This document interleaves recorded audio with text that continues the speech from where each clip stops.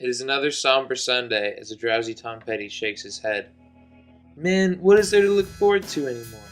Every night, every week since the band's been separated, it's been the same routine of drinking and partying.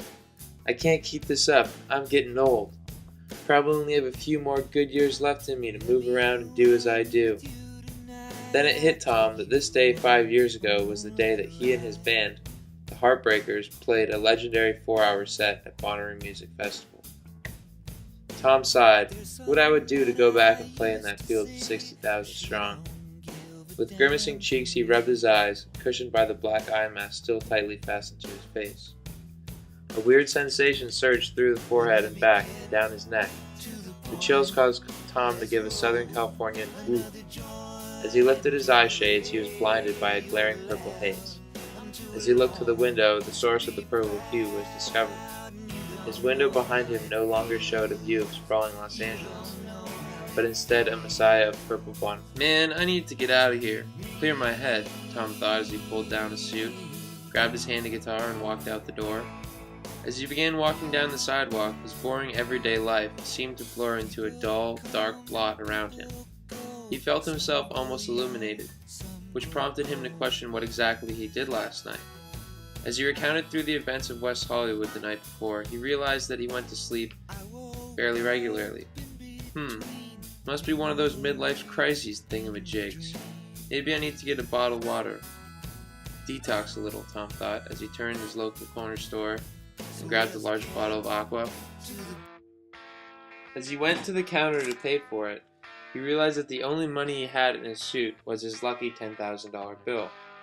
To his astonishment, when Tom unfolded the bill, he saw the face of his good friend Paul McCartney, with the writing, Sir Paul McCartney, inked on the banner underneath.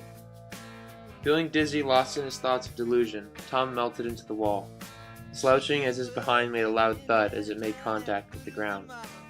I know, maybe Paul's somehow behind this. We were together last night practically the whole time. But wait, he was off earlier in the morning to play Bonnaroo. More confused than ever, the idea struck Tom that getting out of town would be the best idea to clear his head. He also wanted to get a hold of Paul to try and get to the bottom of this strange morning. As he was driving towards Route 66 in his red convertible, his visions did not let up. Fading in and out of black and white, the only constant was an impossibly fast human figure colored in a myriad of neon lights. He was moving so quickly, it seemed as though Tom was seeing 2 or 3 of him every time he appeared along the road. Now totally caught up in this fairy tale adventure, Tom no longer questioned what these visions kept coming to him, but rather what it meant to him. If this dude is electrically charged, and I am moving in the direction he is pointing me in, maybe this is a sign that this is how I'm going to get my energetic me back. Soon enough, Tom reached Route 66. As he pulled up to the sign, he noticed the sign was speaking to him, with "Good luck, Tom" written on each side, along with the Bonnaroo artwork. A sign on a sign. Geez, Tom, your imagination is really slipping in your old age, Tom jokingly said to himself. He continued down Route 66 with his long blonde hair flowing in the wind out of his red convertible. License plate reading, Petty. Only just beginning to get the ground underneath him with all these visions, Tom took the time to look at the clock. It read 7 p.m. Tilting his head back, Tom gave a long, slow exhale. Ah, shoot.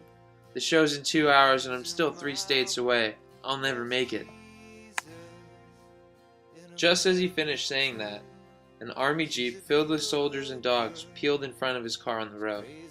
Tom slowed down quickly as not to hit them. The driver hopped out of the vehicle and ran over to the convertible. Mr. Petty, we've been instructed to pick you up, so you can get to the stage on time. The officer was a moderately sized man with aviators and a thin mustache. A helicopter is waiting for you a few short miles away at our base, the officer told Tom. Taking a chopper in the middle of the desert to a festival would be the most normal thing I've done all day. What are we waiting for? Tom told the officer as he closed the driver's side door and made his way into the army jeep.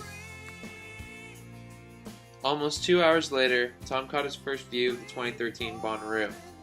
Wow, what a sight, man, he thought. This is where I belong. The helicopter pilot turned back to Tom.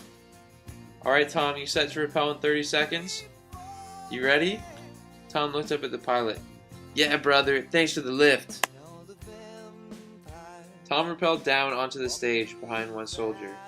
As he landed, he looked up to see his buddy Paul McCartney beside him. Oh, hello, Tom. Glad to see you could make it, man.